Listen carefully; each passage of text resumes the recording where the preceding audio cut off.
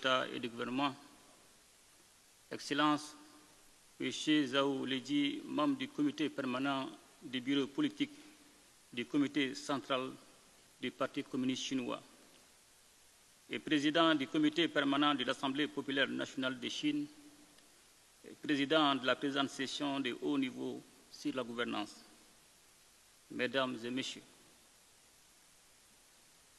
à l'entame de mon propos, je voudrais rendre hommage à son Excellence M. Xi Jinping, président de la République populaire de Chine, ainsi qu'au gouvernement et au peuple chinois pour l'accueil chaleureux et les marques de considération dont nous sommes l'objet depuis notre arrivée en République populaire de Chine.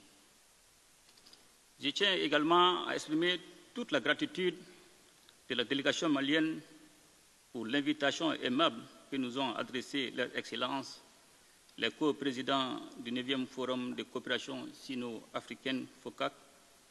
Et c'est un honneur pour nous de participer à cette rencontre d'envergure qui symbolise la force des relations entre l'Afrique et la République populaire de Chine. Des relations qui ne cessent de se renforcer dans un contexte international marqué par des défis multiformes. Le Mali réaffirme avec conviction son engagement à approfondir les liens de coopération avec la République populaire de Chine et ces relations entre nos deux nations reposent sur des principes immuables de respect mutuel, d'égalité, de bénéfices réciproques. Nous saluons particulièrement la sincérité et la stabilité de ces liens bâtis sur le respect de la souveraineté de chacun et la non-ingérence dans les affaires intérieures. Excellences, Mesdames et Messieurs, les valeurs que partagent le Mali et la Chine, notamment en matière de respect de la souveraineté et des droits humains, constituent le fondement du thème qui nous réunit aujourd'hui, à savoir le renforcement des échanges d'expériences en matière de gouvernance. Une gouvernance véritable ne peut se réaliser que dans un cadre où les autorités et le peuple exercent pleinement leur souveraineté, sans interférence extérieure.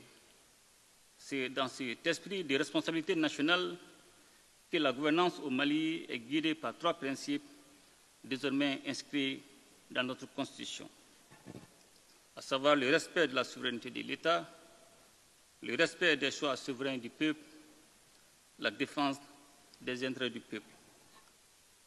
Pendant longtemps, sous le prétexte de promouvoir la bonne gouvernance, nos États ont été soumis à des dictats par des puissances impérialistes, facilitant ainsi l'exploitation sans retenue de nos ressources.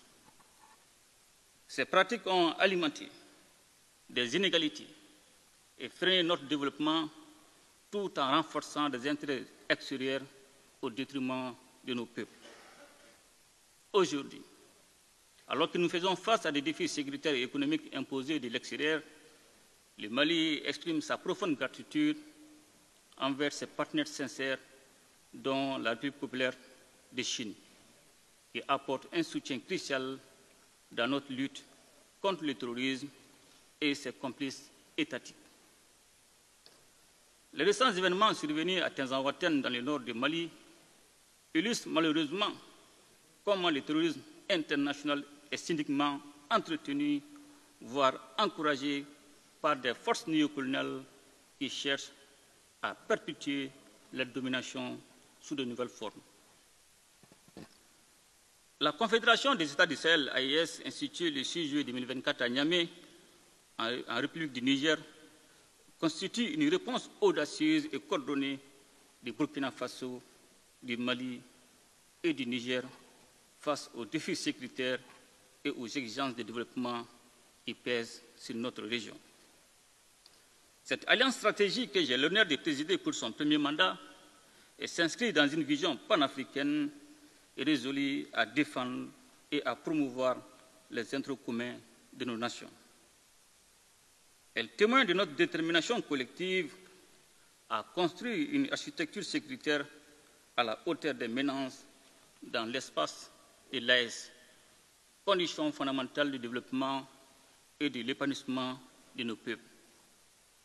Excellences, Mesdames et Messieurs, abordant à présent le second élément du thème de notre conférence de haut niveau, je suis heureux de partager avec vous l'expérience et les bonnes pratiques observées par le Mali dans le cadre des voies de la modernisation.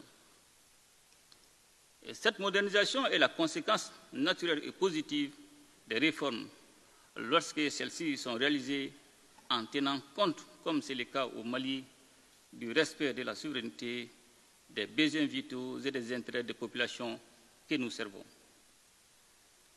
C'est ainsi que des mesures importantes ont été prises dans divers domaines de la vie publique, notamment la gouvernance politique et électorale, avec la révision de la loi électorale pour adapter les mécanismes de vote aux réalités et nécessités de l'ère.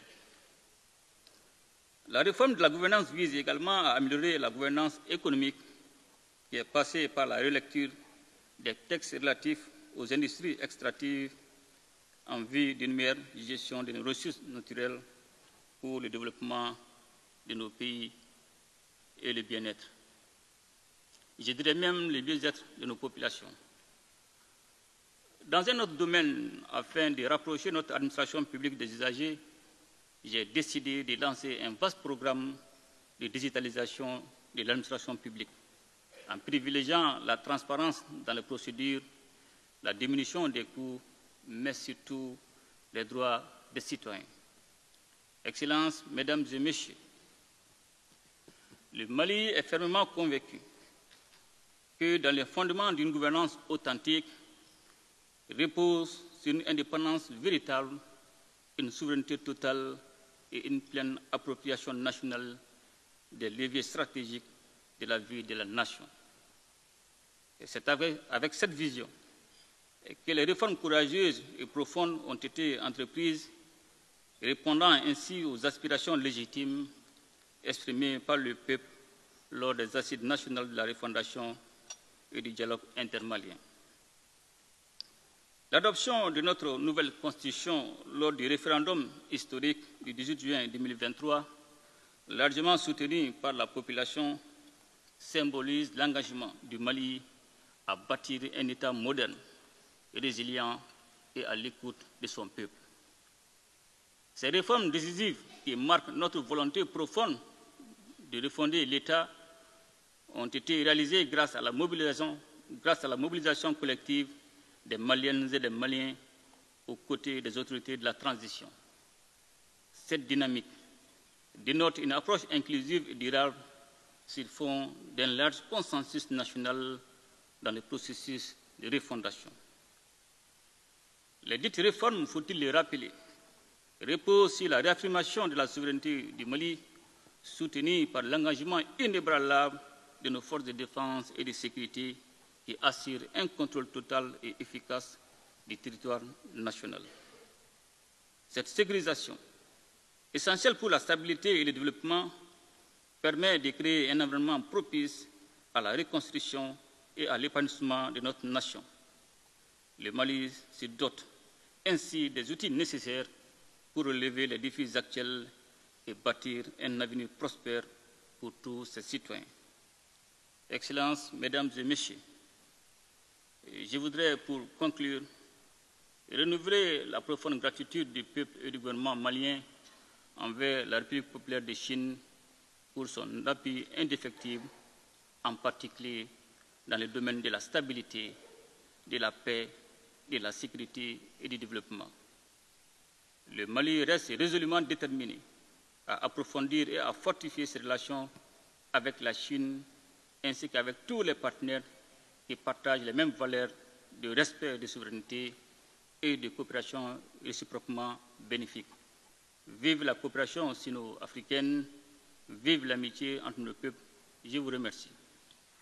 Very much, President Mbeka, for your small my pleasure to Excellency President Joseph Makai of the Republic of This forum also institution Our program